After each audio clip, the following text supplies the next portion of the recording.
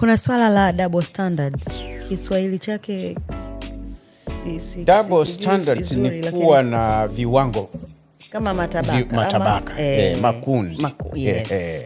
Kwamba huyu anapendelewa ama huyu anachukuliwa kosa nikilifanya mimi adhabu yake kali. Kosa ukilifanya wewe adhabu yako ndogo. Sasa hizo ndio tunaita double standards.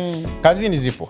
Sawa. Ama linapotokea jambo zuri unaitwa wewe, unakabidhiwa bwana fanya hivi na hivi na hivi, na si wengine tunaachwa kama tulivyo. Wewe usiyokubalika, maana huko kazini kuna kitu tunaita, unatengeneza makundi mawili. Moja linaitwa touchable.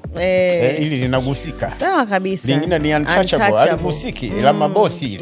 Ukigusa umenasa. Kwa hiyo uwe makini sana. Sasa ukishamuona kiongozi katengeneza makundi kama haya, touchable na untouchable, huyo sio kiongozi hata kidogo. Sasa huyu ndio anaumiza wale touchable. Lakini kumbuka unatengeneza opposition. Unatengeneza chama cha upinzani ndani ya ofisi. Kwetu hapa tuna vyama kama Chadema, ndio tunaita vyama vya upinzani, kuna ACT.